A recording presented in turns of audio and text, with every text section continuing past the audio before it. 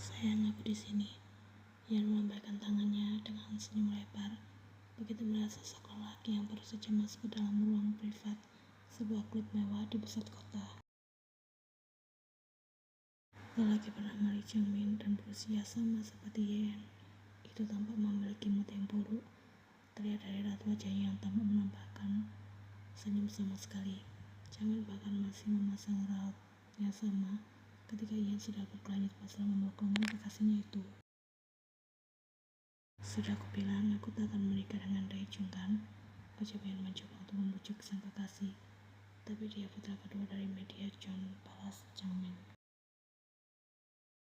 Lantas kenapa? Tanya Ian. Dia sempurna, kalau Chang-min merasa tak percaya diri. Tidak ada lelaki di dunia ini yang sempurna dirimu, Chang-mina. Bukankah itu hanya bujur rayumu untuk menghiburku? Aku bahkan hanya seorang anak laki-laki yang terlahir dari pasangan orang tua yang memiliki usaha kecil. Aku tidak butuh harta, pasangan itu putra kedua Mina John, atau bahkan siapapun lagi hebat di luar sana yang memiliki niatan untuk dekat denganku. Aku sama sekali tertarik dengan mereka semua selama masih ada kau di sisiku, jelas Ian. Benarkah seperti itu? Tanya Chang-min mulai menatap kedua mata indah Ian di sana. Kau bisa pegang ucapanku, jawab Ian. Kau sudah menyelesaikan semuanya kan? Ian menjawab dengan anggukan pasti. Syukurlah kalau begitu, ucap Chang-min penuh dengan kelegaan dan berlari membawa Ian ke dalam dekapannya. Seharian ini aku terus merasa resah karena takut kau akan berpaling dariku, gumam Chang-min. Ian tersenyum di tengah dekapan hangat sang kekasih. Hubungan kita sudah berjalan hampir 2 tahun dan kau masih saja meragukan kesetiaanku. Bukan begitu, karena kau adalah sosok gadis yang berharga bagiku. Aku sangat takut kehilanganmu. Balas Chang-min perlahan mulai melepaskan pelukan mereka. Bukankah besok pagi kau harus pergi bekerja? Mengapa malah mengundangku datang kemari? Tanya Chang-min yang moodnya sudah kembali membaik sepenuhnya. Bersenang-senang tentu saja, jawab Ian. Kakekmu tidak akan senang jika mengetahui kau pergi untuk menemuiku lagi. Kalau begitu kakek hanya tak perlu tahu. Sayang, mari kita menanggapi keadaan ini dengan lebih serius. Aku tidak melarangmu untuk pergi bersenang-senang. Hanya sedikit kurangi saja. Kau harus berhasil melihat di CEO YND Group tahun ini, ucap Chang-min. Aku sudah mendapatkannya sayang, balas Ian dengan enteng. Kau masih dalam masa percobaan. Lantas siapa lagi? Aku adalah cucu tunggal dari Jung Hae-sung. Tentu saja seluruh harta kekayaan kakekku akan jatuh di tanganku sepenuhnya, balas Ian. Kelasmu memang berbeda. Sampai kapanpun aku yang miskin ini takkan bisa menyamainya. Andai saja perusahaan keluarga aku tidak sedang mengalami penurunan, kita mungkin tak perlu menjalani hubungan backstreet seperti ini. Chang-min mulai lagi. Aku akan melamarmu di hadapan kakekmu dengan penuh rasa percaya diri.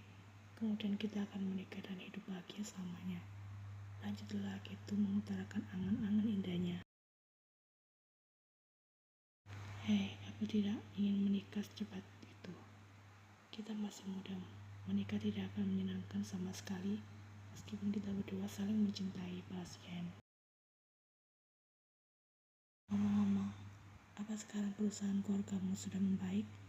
Ian kembali teringat dengan perkembangan perusahaan milik keluarga sang kekasih. Jangan mengeleng dengan raut lesu. Kami kesulitan untuk menemukan pinjaman modal. Katakan berapa kisaran nominal yang kau butuhkan. Sayang jangan, kau sudah terlalu sering melakukannya. Telah Chang-min dengan ekspresi panik. Bagaimana bisa aku diam saja saat keluarga kasihku tengah menghadapi kesulitan? Balas Ian. Jangan merasa sungkan dan katakan saja berapa yang kalian butuhkan. Mungkin sekitar 600 juta won. Tidak jauh beda dengan terakhir kali yang kau kirimkan pada kami. Maaf sayang, keluarga kami seringkali merepotkanmu. Kau ini bicara apa? Nominalnya bahkan tak seberapa, tapi kau bersikap seolah-olah aku sudah memberikan segalanya padamu. Aku akan meminta asisten Kim untuk mentransfer uangnya sekarang juga. Terima kasih sayang, aku janji akan mengembalikan semuanya suatu hari nanti, ucap Chang Min. Tidak perlu mengembalikannya dan lupakan saja masalah ini. Aku menunggumu kemari untuk bersenang-senang. Aku merindukanmu, Chang Min. Kalimat yang berakhir setelah bibir keduanya saling beradu dengan gerakan panas. Waktu masih menunjukkan pukul 3 pagi ketika Seokjin mengapa Yen yang tengah mabuk berat masuk ke dalam kediaman Chung. Apa menuju puncak gunung masih jauh? Kakiku sudah bekal. Ojek gadis itu ngelantur. Seokjin tidak membalas karena ia masih waras. Asisten Kim, aku merasa mual. Kalau gadis itu sudah tanpa hendak mengeluarkan isi perutnya, yang membuat kedua mata Seokjin refleks lebar sempurna di sana. Terakhir kali Yen muntah dan mengotori baju Seokjin kala itu. Hal itu sampai membuat Seokjin tak nafsu makan selama 2 hari. Dia trauma. Tunggu sebentar, jangan dikeluarkan sembarangan. Teriak Seokjin tertahan karena seluruh penghuni rumah sedang tertidur pulas. Tidak akan baik jadinya jika orang-orang mendengar keributan yang mereka buat. Apalagi jika hal tersebut sampai membuat Esung terbangun. Sudah pasti lelaki berusia 72 tahun itu akan murka saat menemukan sang cucu dalam keadaan berantakan seperti ini. Melihat Seokjin yang tengah kesulitan, seorang maid yang kebetulan terbangun karena hendak mengambil air minum di dapur, buru-buru menghampiri mereka untuk memberikan bantuan. Muntah di sini saja, tidak Seokjin, setelah mengambil kantong plastik yang baru saja maid itu sodorkan. Semua orang masih tidur kan? Tanya Seokjin memastikan keadaan tetap aman. Ya, asisten Kim, balas maid usia parubaya tersebut. Bagus, kita harus segera membawanya masuk ke dalam kamar sebelum tuan Chung Hye-sung memergoki, tidak Seokjin. Isinya sudah penuh, ucap Yan menyodorkan kantong plastik kosong itu pada Seokjin. Yan yang tengah mabuk adalah aib keluarga Chung yang wajib untuk disembunyikan karena tingkahnya benar-benar di luar prediksi manusia waras. Kenapa Lee Chang-min tiba-tiba ada di sini? Kemudian kepalanya yang semula terkulai di lengan Seokjin kini mulai terangkat. Kedua matanya memicing ke arah maid tersebut. Wajah Chang-min jadi mirip seperti seorang perempuan. Seperti bukan Chang-min, tapi aku yakin dia Chang-min. Bagaimana bisa hal ini terjadi? Ujar Yan terheran-heran, masih dengan raut sayunya. Mari sekarang pergi ke kamar, mengajak Seokjin sudah hampir habis kesabaran. Sayang, bolehkah aku? Sekali lagi, tanya Yan sudah menangkap wajah maid tersebut. Jeritan maid itu segera terdengar ketika Yan mulai menyerang. Beruntung Seokjin dengan cepat berhasil membekap Yan yang sudah mengerucut sebelum benar-benar melayangkan. Astaga Chung Yan, dia berbiwang. Desa Seokjin kewalahan. Mari Yan memasuki kamarnya, seorang diri karena maid tersebut masih tampak syok setelah hampir menjadi korban. Salah sasaran Yan. Chung Yan masih sibuk berkelana di alam mimpinya dengan penampilan yang kacau. Bau alkohol menyengat memenuhi kamarnya, dan gaun yang ia kenakan masih sama seperti tadi malam. Seokjin tak mau repot-repot meminta seseorang maid untuk menggantikan gaun gadis itu, karena ia sudah hampir lelah dengan kelakuan Yan yang selalu saja menyusahkan. Ponselnya di dalam tas yang tergeletak begitu saja, di dekat tempat ia berbaring mulai berdering, membuat kesadarannya ditarik secara paksa sepenuhnya dari alam mimpi untuk kembali ke dunia nyata. Yan menjerit dan mengacar rambutnya dengan kesal, namun tetap merokok benda itu dari dalam tasnya dan menemukan nomor Seokjin di sana. Ada apa? Tanyanya tanpa ingin basa-basi, karena kepalanya masih terasa sangat berat. Pergilah ke perusahaan cepatnya. Suara Seokjin di sana terdengar cukup panik. Hari ini aku mau bolos, balas Yan tak mood pergi ke perusahaan. Lagi pula kenapa Yan harus repot-repot di saat ia bisa meminta para bawahan untuk mengerjakan semuanya. Aku yakin kau tak akan suka mendengar berita ini. Berita apa? Tuan Kim Yesung tengah melakukan diskusi bersama dengan keluarga Min. Mendengar hal itu, Yan segera terduduk dari posisinya yang semula berbaring. Ia meringis setelah merasakan sakit kepalanya yang terasa menyengat. Kau serius? Apa gunanya aku bicara bohong padamu? Sepertinya kau sudah kalah secara telak. Aku tidak akan membiarkan hal itu terjadi. Segera pergi kemari dan pastikan sendiri kalau kau tidak percaya. Katakan pada kakek jika aku akan segera tiba ke sana. Balas Yan sebelum mematikan sambungan telepon mereka. Beraninya benalu seperti mereka menjilat kakekku. Mereka pikir mereka bisa mengambil alih segalanya.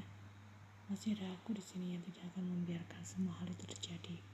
Kemudian dengan nada kesal, gadis itu meninggalkan ranjang nyamannya dan berjalan menuju kamar mandi dengan langkah sempoyongan.